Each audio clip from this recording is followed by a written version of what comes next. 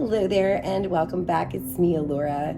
So good to see all of you, and I'm so thankful that I have this opportunity to bring forth more wisdom and knowledge for those who are truly seeking it. I hope that you're excited to learn this subject. I love teaching it. You know, the Bible course at www.truthology.teachable.com has been one of my favorite courses to teach. I'm passionate about it. I love God with all my heart. He's been my best friend since I was a little girl, and everything that I've offered in terms of visions and communications with heaven as well as wisdom has always come from him and my friendship with him from that point on all the way up until now. And so it's just very, very important to me. It's who I am, and it's every part of what I stand for. So I hope to offer truth and wisdom to those who are really interested in it and want to seek it. And this video does really shed light on a lot of things that I don't think a lot of people know already, as well as the fact that I've decoded this in a way that no one else out there has done ever before. So thank you so much for watching. Please don't forget, be kind and click like and share. And if you feel like it, please have a discussion with me. I just want to hear from all of you. I love you all so very much. I want to hear your thoughts about what you've learned and your own insights. I'm here to be with you, and I'm doing this for all of you. And so talk with me and let's enjoy this journey of growth toward illumination together. But above all, let's give thanks to God who guides us and teaches us along the way. Amen. Do you remember being born? How you got here? Or most of your life? Or just key details that paint the backdrop? A profound philosophical question that arises from my students who took the Heaven and Hell course, watched my videos on awakening, and have heard my philosophy that our reality might be akin to a matrix or simulation is, could we already be dead? This question comes up especially after my video about Earth being hell, because if it truly is, that means we are just in another layer of reality, living among sin and consequence. And the awakening is being awakened from that to learn and enter a state of heavenly consciousness. Needing to be awakened would imply everyone is already asleep, and death itself is like being asleep. Are they all one and the same? Is this matrix of suffering that we're in a dream or death? I believe Jesus held the keys to that truth too, himself. Considering that dreams represent another dimension of reality, waking life is just another form of illusion. And being spirits who are eternal, our true existence lies beyond this perceived world. Dreams have fascinated humanity for millennia, offering a mysterious realm where the boundaries of the waking world dissolve and the mind ventures into uncharted territories. In many ways, dreams can be seen as another version of reality, an alternative dimension created by our consciousness, just as real and vivid as the waking experience. When we dream, our mind constructs entire worlds filled with sights, sounds, emotions, and stories. These worlds can feel as authentic as our waking life, complete with relationships, adventures, fears, and joys. Sometimes dreams seem surreal, defying logic and physics, yet they still evoke genuine feelings and sensations. While dreaming, the mind creates a convincing universe, and we often accept it as real until we wake up, revealing that our perception of reality is deeply rooted in our consciousness. In dreams, we experience intense emotions, love, fear, wonder, that feel just as genuine as those we encounter during waking life. The vividness and emotional depth of dreams challenge our understanding of what is truly real.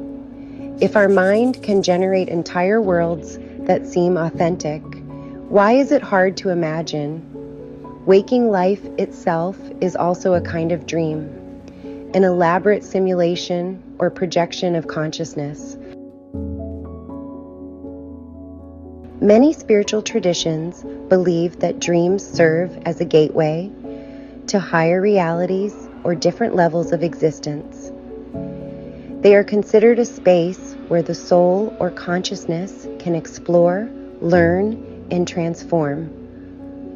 Another version of reality that exists alongside and intertwined with our waking experience. Some cultures even hold the idea that all of reality might be a collective dream, a shared illusion generated by a higher consciousness or cosmic mind.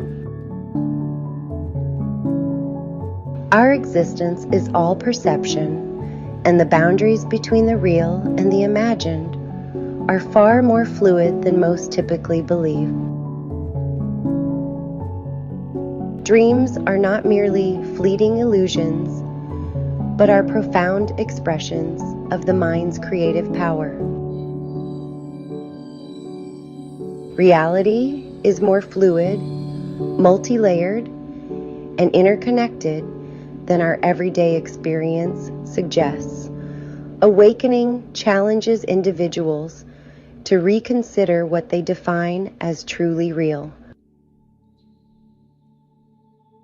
When a person dies, they merely transition from one experience to the next, taking with them their consciousness, which holds thoughts and memories. Just like dreams, but without the physical form. In the realm of quantum physics, the nature of reality is far stranger and more mysterious than our everyday experience suggests. Particles exist in states of probability until observed, and the fabric of the universe appears interconnected in ways that challenge classical notions of separateness and solidity. Our perception of a solid, objective world is a kind of illusion similar to a dream. Just as dreams can feel vivid and real while we're dreaming, our waking life is a kind of collective dream or simulation. In this view, what we perceive as reality is a construct of consciousness shaped by our senses and beliefs. Because we are taught to accept this as real, many may not realize that the entire experience is an illusion, a temporary projection of consciousness.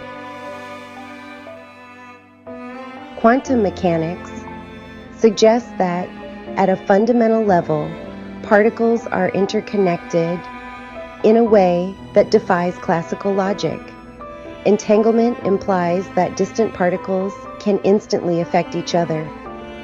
All of reality is interconnected on a quantum level, and that the separation that people perceive is an illusion created by their limited perception.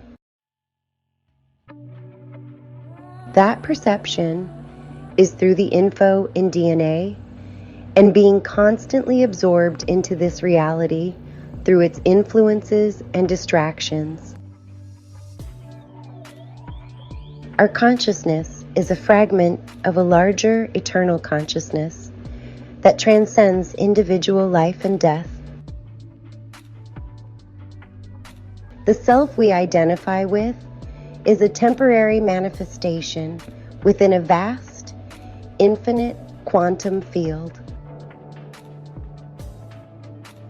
Our current experience is a form of awakening or rebirth, and in a deeper sense, many who transcend this experience go beyond the physical form, dead yet alive in a broader reality. The senses and mind are conditioned by beliefs about reality, what society, culture, and education have taught us. We are told that life is solid, linear, and finite. This conditioning creates a kind of veil that prevents people from perceiving the true nature of existence. As a continuous, interconnected consciousness, or a dream within a larger cosmic mind. Will you wake up? Fully waking up is what the rapture is, because once you awaken fully and truly, you can no longer continue in a reality that you don't align with. You go on into another dream, in another layer of reality, just like at death when you cease being physical anyway. Are we dead already, in a sense? But in another light, we are dreaming yet forever and ever alive, continuing from one dream to the next, no matter which way you enter them.